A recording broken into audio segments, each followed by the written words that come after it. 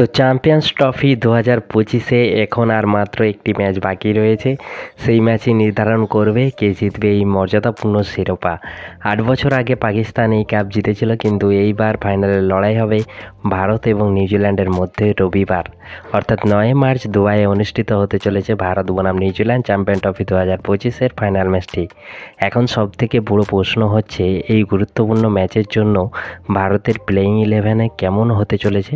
Final ম্যাচে ভারতের শক্তিশালী 5 অস্ত্র কারা কারা হতে চলেছে, যারা বারবার নিউজিল্যান্ডকে হারিয়ে এসেছে এবং এবারেও ফাইনালে ভারতের বিজয় নিশ্চিত করতে পারে।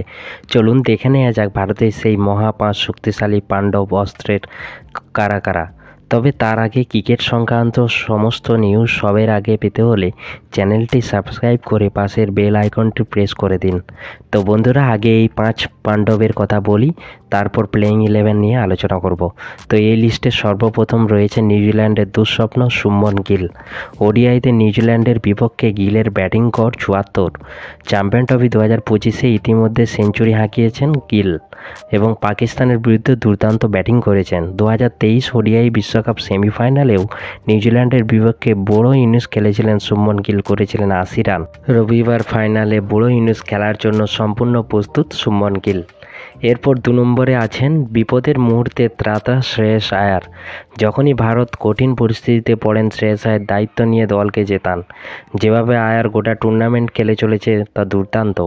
গ্রুপ পর্যায়ের ম্যাচে নিউজিল্যান্ডের বিপক্ষে 79 রানের একটা বড় ইনিংস খেলেছেন শ্রেয়স আয়ার, তাই নিউজিল্যান্ডের বিরুদ্ধে শাসন করতে প্রস্তুত শ্রেয়স আয়ার। পঞ্চপাণ্ডবদের 3 নম্বরে রয়েছে বড় ম্যাচের রাজা বিরাট কোহলি। নিউজিল্যান্ডের বিপক্ষে ওডিআই ব্যাটিং গড় যার 57। 2023 বিশ্বকাপের সেমিফাইনাল নিউজিল্যান্ডের বিপক্ষে সেঞ্চুরি করেছিলেন তিনি। আইসিসি নকআউট ম্যাচে খেলার অভিজ্ঞতা ও ক্ষমতা রয়েছে অসাধারণ। ফাইনালে আবারও নিউজিল্যান্ডকে শাসন করতে প্রস্তুত কিং কোহলির ব্যাট, তাই ফাইনালে ত্রাতা হয়ে উঠতে পারেন বিরাট কোহলি।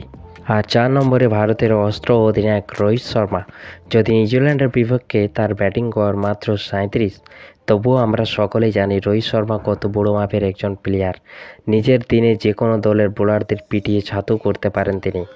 এবারের গোটা চ্যাম্পিয়ন ট্রফিতে সে মতো খেলতে পারেনি রোহিত শর্মা, তবুও ফাইনালে ভারতীয় টিমের জন্য বড় অস্ত্র হতে চলেছে অধিনায়ক রোহিত শর্মা। তার পজিটিভ ব্যাটিং স্টার্ট ভারতীয় টিমের জন্য গুরুত্বপূর্ণ হতে চলেছে চ্যাম্পিয়ন ট্রফি ফাইনালে। প্রথমের দিকে একটু দৌড়ে খেলতে পারলে রোহিত শর্মা বড় ইনিংস গড়ার ক্ষমতা রাখেন, সেঞ্চুরিও করতে পারেন ফাইনালে। 5 নম্বর তথা পঞ্চপাণ্ডবের শেষ অস্ত্র অবশ্যই মিস্ট্রি স্পিনার বরুণ চক্রবর্তী। বরুণের ঘূর্ণিতেই সেমিফাইনালে পুরোপুরিভাবে ধরাশায়ী হয়েছিল অস্ট্রেলিয়া টিম। গ্রুপ পর্যায়ে নিউজিল্যান্ডের বিপক্ষে 5টি উইকেট নিয়ে নিউজিল্যান্ডকে অতল সমুদ্রে তলিয়ে দিয়েছিলেন এই বরুণ চক্রবর্তী, তাই ভারতের পঞ্চপাণ্ডবের নাম বরুণ চক্রবর্তী। তো বন্ধুরা, ভারতের প্রবাবলি প্লেয়িং 11 ফাইনালের জন্য দেখে নেব। শুভমন গিল, রোহিত শর্মা ওপেনে থাকছে, বিরাট কোহলি 3-এ থাকছে, শ্রেয়স আয়ার 4-এ, 5-এ অক্ষর প্যাটেল, 6-এ কে রাহুল, 7-এ হার্দিক পান্ডিয়া, 8-এ রবীন্দ্র জাদেজা থাকছে, বোলিংয়ে থাকছে মোহাম্মদ শামি 9-এ, 10-এ ওয়াশিংটন সুন্দরকে খেলানো হতে পারে কুলদীপ যাদবের পরিবর্তে, আর বরুণ চক্রবর্তী তো 11-এ থাকছেই। হ্যাঁ, আমি যেটা বলছিলাম ওয়াশিংটন সুন্দর, এ কারণেই নিউজিল্যান্ডের লেফট হ্যান্ড 2 ব্যাটসম্যান রচন রবীন্দ্র আর ডেভন কনওয়ের দুর্দান্ত ফর্মে থাকার জন্যই কিন্তু ওয়াশিংটন সুন্দরকে কুলদীপ যাদবের পরিবর্তে প্লেয়িং 11-এ রাখা হতে পারে। অফ স্পিনার যেহেতু ওয়াশিংটন সুন্দর, যদিও টিম ম্যানেজমেন্ট তেমন কিছু বড়সড় পরিবর্তন আনবে কিনা সেটা একটা ভাবার বিষয় রয়েছে, তবুও আমার মনে হয় ওয়াশিংটন সুন্দরকে প্লেয়িং 11-এ খেলানো হতে পারে। তো তোমার কি মনে হয়, কুলদীপ যাদব না ওয়াশিংটন সুন্দরকে খেলানো উচিত? নিচে কমেন্ট করে জানাও। আর হ্যাঁ, 2025 চ্যাম্পিয়ন্স ট্রফি ফাইনাল কি ভারত জিততে পারবে, হ্যাঁ কি না, নিচে কমেন্ট করে অবশ্যই জানাও। ভিডিওটি ভালো লেগে থাকলে একটা লাইক করে দিও। আর আসন্ন IPL 2025 রিলেটেড সমস্ত নিউজ, সমস্ত খবরাখবর আগে পেতে আমাদের চ্যানেলটিকে সাবস্ক্রাইব করে পাশের বেল আইকনটি প্রেস করে দিও।